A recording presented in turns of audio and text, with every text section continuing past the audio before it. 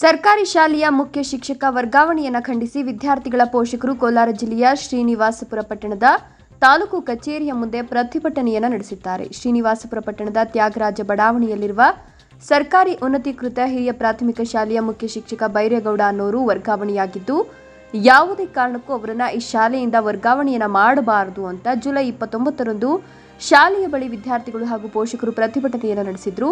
ಸ್ಥಳಕ್ಕೆ ಭೇಟಿ ಕೊಟ್ಟಿದ್ದ ಕ್ಷೇತ್ರ ಶಿಕ್ಷಣಾಧಿಕಾರಿಗಳು ತಾವು ಇಟ್ಟಿರುವ ಬೇಡಿಕೆಯ ಕುರಿತು, ತಾವು ನೀಡಿರುವ ಮನವಿಯ ಕುರಿತು ಮೇಲಾಧಿಕಾರಿಗಳಿಗೆ ಮನವಿ ಪತ್ರವನ್ನು ರವಾನಿಸುತ್ತೇವೆ ಅಂತ ಹೇಳಿಕೆಯನ್ನು ನೀಡಿದ ನಂತರ ಪ್ರತಿಭಟನೆಯನ್ನು ಕೈಬಿಡಲಾಯಿತು. ಆಗಸ್ಟ್ 6ರಂದು ವರ್ಗಾವಣೆಯಾಗಿರುವ ಬೈರೇಗೌಡ ಶಿಕ್ಷಕ ಶಾಲೆಯಲ್ಲಿ ಮುಖ್ಯೋಪಾಧ್ಯಾಯರ ಹುದ್ದೆಯನ್ನು ಬೇರೊಬ್ಬರಿಗೆ ಚಾರ್ಜ್ ನೀಡಿದ್ದು, ಮಾಹಿತಿ ತಿಳಿದಂತಹ ಪೋಷಕರು ಇಂದು ತಾಲೂಕು ಕಚೇರಿ ಎದುರು ಪ್ರತಿಭಟನೆ ಮಾಡಿ ಬಿಇಒ ವಿರುದ್ಧ ಹಾಗೂ ಇಲಾಖೆಯ ವಿರುದ್ಧ ಧಿಕ್ಕಾರ ಕೂಗಿ ಆಕ್ರೋಶ ಹೊರಹಾಕಿದರು. ರಾಜ್ಯಾದ್ಯಂತ ಸರ್ಕಾರಿ ಶಾಲೆಗಳನ್ನು ಮುಚ್ಚಲಾಗುತ್ತಿದೆ. ಪ್ರತಿಷ್ಠಿತ ಖಾಸಗಿ ಶಾಲೆಗಳಿರುವಂತಹ ಪಟ್ಟಣದ ವ್ಯಾಪ್ತಿಯಲ್ಲಿ ಬಡಬಗರಿಗಾಗಿ ಸರ್ಕಾರಿ ಶಾಲೆಯನ್ನು ಉಳಿಸುವಂತಹ ನಿಟ್ಟಿನಲ್ಲಿ ಹಲವು ದಾನಿಗಳಿಂದ ಶಾಲೆಗೆ ವಿದ್ಯಾರ್ಥಿಗಳಿಗೆ ಬೇಕಾದ ಎಲ್ಲ ಸೌಲಭ್ಯಗಳನ್ನು ಒದಗಿಸಿಕೊಡುತ್ತಾ 500ಕ್ಕೂ ಹೆಚ್ಚು ವಿದ್ಯಾರ್ಥಿಗಳನ್ನು ಒಳಗೊಂಡ ಶಾಲೆಯಾಗಿದೆ.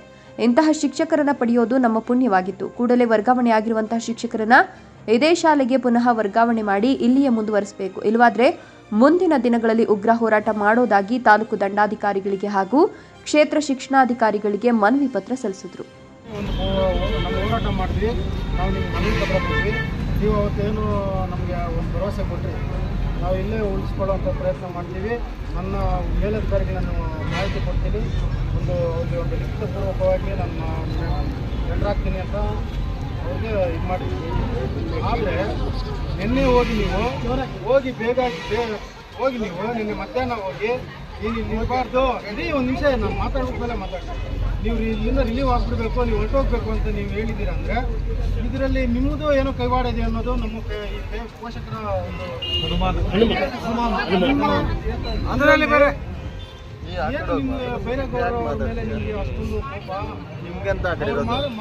ಶಾಲೆಗೆ ಏನಾರು ಅನ್ಯಾಯ ಮಾಡಿದಾರಾ, ಇಲ್ಲ ಇವ್ರ ಮಕ್ಕಳಿಗೆ ಏನಾರು ಅನ್ಯಾಯ ಮಾಡಿದಾರಾ, ಇಲ್ಲ ಪೋಷಕರಿಗೆ ಏನೋ ತೊಂದರೆ ಕೊಟ್ಟಿದ್ದಾರಾ, ಪೋಷಕರ ಹತ್ರ ಏನನ್ನ ಕಾಸಿಸ್ಕೊಂಡು ಏನೋ ಅವ್ರ ಮನೆ ಕಟ್ಕೊಂಡಿದ್ದಾರಾ, ಏನು ಇದರಲ್ಲಿ ಏನಿದೆ, ಇದರಲ್ಲಿ ಏನು ಸಮಸ್ಯೆ ಇದೆ ಅಂತ ನೀವು ಹೇಳಿ ಸರ್. ಇದಕ್ಕೆ ನೀವು ಆನ್ಸರ್ ಕೊಡಿ. ಯಾಕೆ ನೀವು ಇದನ್ನ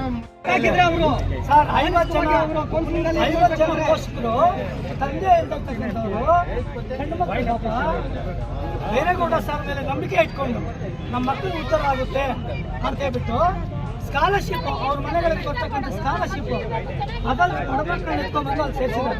ಅವ್ರು ಏನು ಮಾಡ್ಬೇಕೆಲ್ಲ ಮಾಡಿದ್ದಾರೆ, ಅದನ್ನು ಹೇಳ್ಕೊಳೋದಕ್ಕೆ